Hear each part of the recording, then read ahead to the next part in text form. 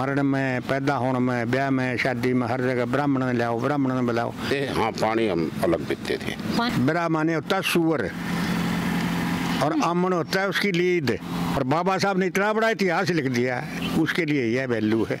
तू वोट मांगने आया है या शूद्र समाज की तू बेइज्जती करने आया है? नमस्कार, मैं पूनम बोध, आप देख रहे हैं आपका अपना चैनल देखिए पूरा सच DPS न्यूज़ हरियाणा।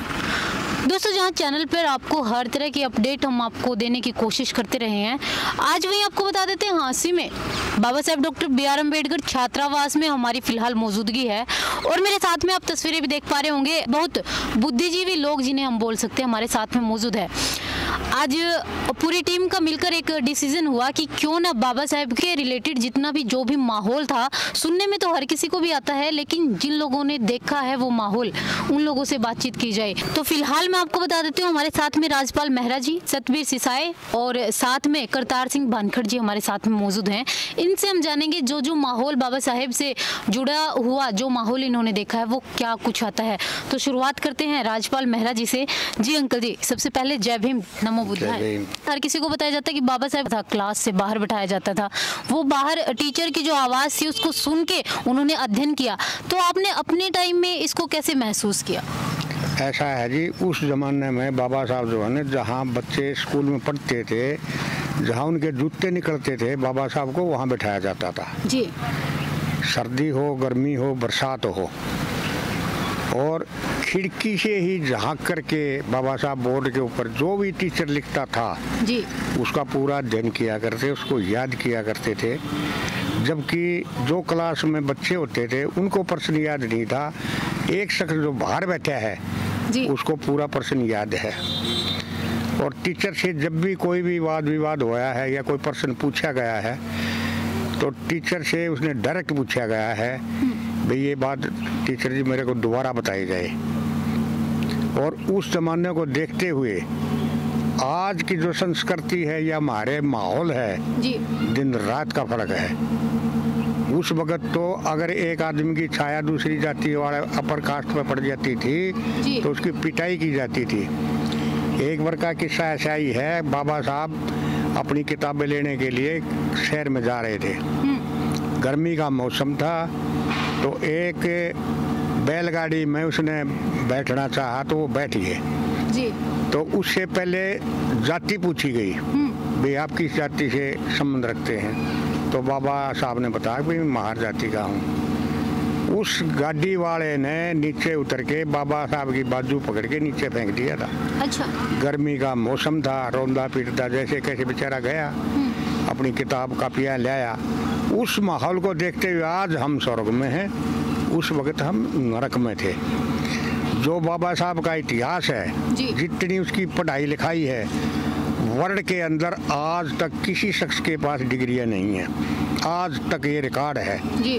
और हमारा देश की है कि बताऊं, बदकिस्मती लगा लो, बाबा साहब का इतिहास यहाँ नहीं पढ़ाया जाता। विदेशों में जाके देखो, उसकी हर किताब का मंथन किया जाता है, उसके ऊपर विचार किए जाते हैं। और कई देशों में तो उनको जो है ना संविधान के रूप में मानते हैं जी। और रही बात कांग्रेस की, कांग्रेस ने बाबा साहब को बिल्कुल दफन कर दिया गया था, इसकी कोई इज्जत नहीं रखी गई थी। सबसे बड़ा जो समाज का दुश्मन है ना हमारा, ये कांग्रेस ही है। कांग्रेस ने जो हमारा देश का, हमारा समाज का जो भट्ठा बैठाया है ना, किसी को भी मैं नाम नहीं लूँगा, कांग्रेस पहली है जो हमारी सबसे बड़ी दुश्मन है। हमारी पढ़ाई से, हमारा रहन सहन से, नौकरी में, आरक्षण में, हर जगह हमारा ऐसा ही इन्होंने छीना है। कहीं हमारे को बख्शा नहीं, जहाँ भी तलवार बिठाई तो बिठा दी। तो कई बार इलेक्शन में है ऐसी ऐसी बात कह देते हैं, भाई भैंस खरीद लो, टीचर तो फ्री में आ जाएंगे। हमारी तो वो वैल्यू भी नहीं है। ये हालात है, भरी सभा में लोग कहते हैं, लेकिन हमारा समाज है लगभग मृतप्राय है, जो कि उसके ऊपर एक्शन नहीं लेता। उसको है ना उसी वक्त खड़ा होकर बोलो, भाई तू बोल कह रहा है। हमारे समाज के अंदर जो कमी हो बताइए। तू वोट मांगने आया है या शूद्र समाज की तू बेइज्जती करने आया है जी। तो आज तक इन लोगों ने इतना साहस नहीं दिखाया जो दिखाना चाहिए, जबकि मूलभूत हमारे सारे अधिकार मिले हुए हैं। बाबा साहब की बदौलत उनका उपयोग करना चाहिए। कांग्रेस की भी अगर बात करें, वैसे तो हर सरकार में ही बाबा साहब के नाम के नारे भी देते हैं और बाबा साहब के जो रूल्स हैं, उनके जो नियम हैं, उन पे चलने का वादा भी किया जाता है। नहीं, वादा तो एक है ना, खाली मुंह से बोल देना है। असली चीज है उसके ऊपर खरा उतरना। खरी आज तक कोई भी सरकार नहीं उतरी है। कांग्रेस के किसी भी पदाधिकारी का लगा लीजिए, किसी भी कार्यकर्ता का अगर कोई पोस्टर भी बनाते हैं तो उसमें एक कोने में बाबा साहब की जो है फोटो उसमें लगी होती है। मतलब एक बेइज्जती वाला काम है। कोने में लगाना क्या मतलब है? जिस आदमी ने इस देश का इतिहास लिख दिया, कानून बना दिया, आज तक उसकी स्टेचू तक नहीं लगी थी। अब ये बीजेपी सरकार ने, चलो भाई जो CJI है ना, इसकी बदौलत इसके अंदर फोटो लगा है लोकसभा के अंदर। नहीं, आज तक किसी ने फोटो नहीं लगा। जो कानून का जानकार है, बनाने वाला है, सारा देश उसके अनुसार चल रहा है और उसकी ये इज्जत है। शर्मानी चाहिए इन लोगों को, लेकिन नहीं। इसी बात पे एक सवाल कर लेती हूँ अंकल जी। देखिए, कुछ लोग ये भी बोलते हैं कि बाबा साहेब ने अकेले संविधान का निर्माण नहीं किया, संविधान सभा में अदर मेंबर को भी लिया गया था, सभी मेंबर्स का बराबर का उसमें रोल रहा है। उसमें 7 मेंबर थे मेन अहम। अच्छा। 7 में से 2-3 तो बीमार हो गए, मर गए। 1-2 सभा छोड़ गया। अच्छा। 1-2 ही आदमी रहा था, तो बाकी सारा काम जो था बाबा साहब ने अकेले ने किया है। अकेले ने, ये झूठ बोलते वो फलाना आदमी था, ढकड़ा आदमी था। वैसे तो 250-300 आदमी की मतलब टीम थी जी सहायता के लिए, लेकिन वो नहीं, जितना काम बाबा रिटर्न का जो बाबा साहब ने किया है वो किसी ने नहीं किया है। ये तो उसके अंदर संविधान के अंदर लिखा हुआ, उसकी हस्तलिखित है, तय कर लो। उसमें क्या है? संविधान पेश करने के बाद इसके ऊपर बहुत तगड़ी बहस चली है कई दिनों तक। तो किसी का आज तक कोई सवाल बता दे जो बाबा साहब ने उसके बारे में गलत बोले हो, भाई बाबा साहब आपने ये गलत कराया, ये गलत कराया। एक रूल का एक का बताया कि भाई ये रूल ऐसे, ये रूल ऐसे, ये ऐसे लागू होगा, तब जाके इसको जो है ना पारित किया गया था। ऐसे नहीं पारित होया ये, कभी कोई सोच रहा है लोकसभा में ऐसे पारित हो गया। एक कानून का बाबा साहब ने जवाब दिया है। रही बात इसकी, भाई ये तो हमारे देश में था, गरीब आदमी था, अगर ये विदेश में होता तो इसको विश्व रत्न मिलना चाहिए, भारत रत्न नहीं विश्व रत्न मिलना चाहिए, जो लेट कर रहे हैं। इसका एक कारण और भी है। एक भूपेन हजारिका गायक होया, छोटा संगीतकार, उसको भारत रत्न दिया गया एक गीत के पीछे जी। और बाबा साहब ने इतना बड़ा इतिहास लिख दिया, उसके लिए यह वैल्यू है। तो इनकी मानसिकता है ना दूषित है और इनको सुधारने में बहुत टाइम लगेगा, बहुत टाइम लगेगा। हमारा समाज की भी गलती है कि ये संघर्ष नहीं करना जानते। एक दूसरे की टांग जरूर खींच लेंगे, संघर्ष नहीं करते, एक नीचे को दबाने की कोशिश करते हैं।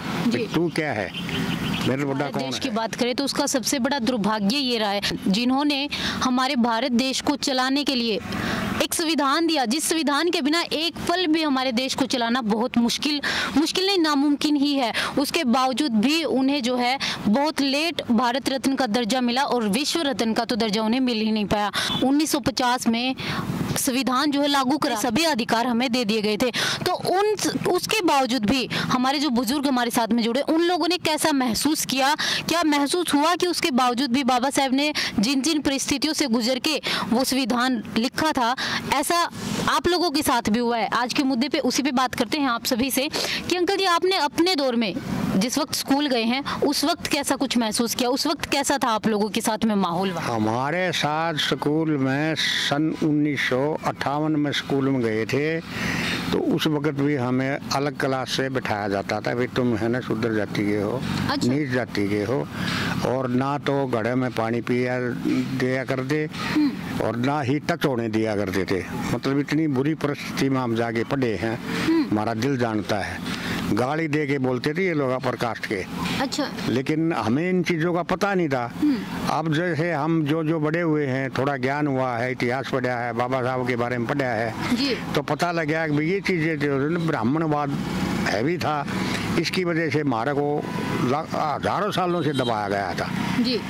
तब कि ब्राह्मणवाद क्या है? ब्राह्मणवाद तो कुछ भी नहीं है, खत्म करना चाहे तो 1 घंटे का काम है इनका, बात कुछ नहीं है। लेकिन हमारा समाज जो है इनके पीछे लगू है। मरण में, पैदा होने में, ब्याह में, शादी में, हर जगह ब्राह्मण ने लाओ, ब्राह्मण ने बुलाओ। क्यों? ब्राह्मण की लड़की राड नहीं होती? क्या उसकी लड़की भाग के नहीं जाती जी? क्या उसके घर में मृत्यु नहीं होती? सारे काम होते हैं। बिल्कुल। फिर तो हम उनके पीछे क्यों लगा, जब हमारी जो चीज़ हमारा लागू है उन पर भी लागू है, तो हम उनका पीछे लागू क्यों लगे जी। दूसरी बात, ब्राह्मण क्या है? ब्राह्मण जो है ना, इसका सही मैंने देखोगे, ब्राह्मण को खोल के देखो आप। ब्राह्मण होता है सूअर और आमन होता है उसकी लीद। ब्राह्मण वर्ड का, जिस वर्ड के पीछे हम लोग भागते हैं, हमारे हिंदू धर्म के लोग जो भागते हैं, उसका मायना बताया गया कि ब्राह्मण वर्ड का मतलब क्या होता है। किसी किताब के अंदर ब्राह्मण है सूर, आमन उसकी लीद। हमने अपने वक्त में सन 1966 में हमने स्कूल में एडमिशन लिया। हमने अपने वक्त में क्लास में बाबा साहब के संविधान के रूप में हमें क्लास में कोई किसी किस्म की कठिनाई महसूस नहीं हुई और हमें बाबा साहब ने 3 मूल मंत्र दिए थे। शिक्षित बनो। हम उन्हीं बाबा साहब के मूल मंत्रों पर अमल करते हुए शिक्षित, बाबा साहब की कृपा से हमारा समाज शिक्षित हो चुका है, लेकिन संगठित नहीं है जी। बाबा साहब के 3 मूल मंत्र थे, शिक्षित बनो, संगठित रहो, संघर्ष करो। रही बात राजनीतिक पार्टियों की, संविधान बनने के बाद बाबा साहब ने हमारे को आरक्षण दिया था नौकरियों में, विधानसभा में, लोकसभा में, हर चीज़ों में, लेकिन कोई भी सरकार सरकारी नौकरियों में आज तक उस हमारे आरक्षण को लागू नहीं कर पाई। इस बात का हमें खेद है। संगठित होकर आज संघर्ष करने की ज़रूरत है ताकि बाबा साहब की आत्मा को, भावना को हम अमली जामा पहना सकें। 1960 से स्कूल में गए थे हम। तो उसके बाद चीन की लड़ाई लगी थी 62 में, वो भी हमें सुनी भी देखी हुई है। उस टाइम हमें ज्ञान नहीं था बाबा साहब के बारे में, ना किसी ने बताया था, ना कोई ज्ञान था। कोई बुढ़ा बुजुर्ग कया करता उसकी बात सुना करते। हमारे वो नीति ज़्यादा सी, इकट्ठे बैठते थे। हाँ, पानी हम अलग पीते थे। अच्छा, फिर हाई स्कूल में जाने बाद में सब एक थे, उससे नहीं था। सिर्फ प्राइमरी स्कूल में थी, हाँ छुआछात थी, बाकी हाई स्कूल में जाके कोई छुआछात नहीं थी। वो जाके 88 में है ना बाबा साहब का कोई इतिहास पढ़ा है, उसके बाद में हमें पता लगा कि भाई बाबा साहब भी कोई चीज़ होया करते थे जी। हाँ, ये हमारे देश का दुर्भाग्य रहा है। तो बाबा साहब ने ये कही थी, भाई मैं संविधान तो लिख दिया जी, और अकेले ने लिखा है, साथ नहीं थे, 5 या 7 आदमी थे। मुरारी देसाई भी था वहाँ संविधान लिखने में। फिर वो सब छुट्टी करके था, अकेले ने लिखा। और सबको लिखने के बाद ये कह जरूर गया, भाई लिख दिया, लेना तुम्हारा हक। वो तो लिख के देगे, अधिकार देगे, लेना तो हमारा फर्ज है ना जी। हम नहीं ले सकते। ये हमारे देश का दुर्भाग्य रहा है कि 1950 में संविधान जो है लागू करवा दिया गया था, उसके बावजूद भी 88 में, जैसे कि अंकल जी ने अभी बताया कि 1988 में इन लोगों को ये पता चला था कि बाबा साहेब भी कोई इंसान थे जिन्होंने हमारे लिए इतना बड़ा काम किया, हम लोगों को खुले में सांस लेने का हक दिया। पिछली जो भी बातें थी, जो हमारे समाज के साथ में जो कुछ भी सवर्ण जाति के लोगों की अगर बात करें, उनका जो व्यवहार था वो तो आप सब जानते हैं। आज का हमारा मेन मुद्दा था कि जो हमारे साथ में बुजुर्ग जो जुड़े हैं, उन लोगों ने अपने टाइम में कैसा महसूस किया है, स्कूल में जाने के बाद उन्हें क्या कुछ अधिकार दिए गए हैं, जबकि बाबा साहब ने सभी अधिकारों को लिखित रूप में दे दिया था उसके बावजूद भी।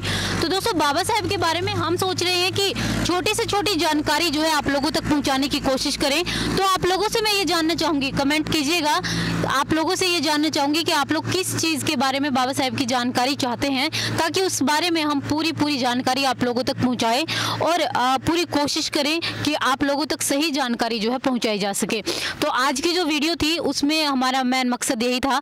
आप लोगों की इस बारे में क्या राय है हमें जरूर बताइएगा, और अगर वीडियो आप लोगों को पसंद आई हो तो ज़्यादा से ज़्यादा शेयर करके सभी को ये बताने का काम करें कि बाबा साहब के संविधान लिखने के बावजूद भी हमारे भारत देश का जो दुर्भाग्य है वो ये है कि जिन्होंने संविधान लिखा, जो भारत के पहले कानून मंत्री थे, उनके लिए कैसा व्यवहार किया जाता था, उनके बारे में यहाँ पर पढ़ाया जाना अगर हम बात करें हमारे परिवार में औरतों की, तो औरतों को किसी भी औरत से अगर हम पूछेंगे तो उन्हें अच्छी तरह से ये पता होगा कि कौन से दिन किस देवता का व्रत करना है और कौन सी किताब पढ़नी है और साथ में कौन सी कथा उनको करनी है। लेकिन क्या किसी को भी ये पता है कि हमारे भारत के संविधान में हम औरतों के लिए ही लगा लीजिए, हम औरतों के लिए कौन से अधिकार है, किस शोषण के खिलाफ कौन सी धारा हमारे संविधान में है, ये हम सबको नहीं पता होगी। तो आप लोगों से एक गुजारिश है कि बाबा साहेब के या फिर हमारे देश को उन्नति की ओर ले जाने के लिए एक छोटा सा कदम हम लोग उठा सकते हैं। अगर महिलाओं की स्पेशली बात करें, अगर महिलाएं भी हमारे भारत के जो संविधान है उस संविधान का एक पेज हर रोज पढ़ने की कोशिश करें तो हमारा देश उन्नति की तरफ काफी बढ़ सकता है। आप लोगों की इस बारे में क्या राय है जरूर बताइएगा और वीडियो को ज्यादा से ज्यादा शेयर करके चैनल को सब्सक्राइब करें और साथ में हमें बताएं कि हमें जो है कौन सी जानकारी आप लोगों तक पहुंचा सकते हैं। आज की वीडियो में इतना ही।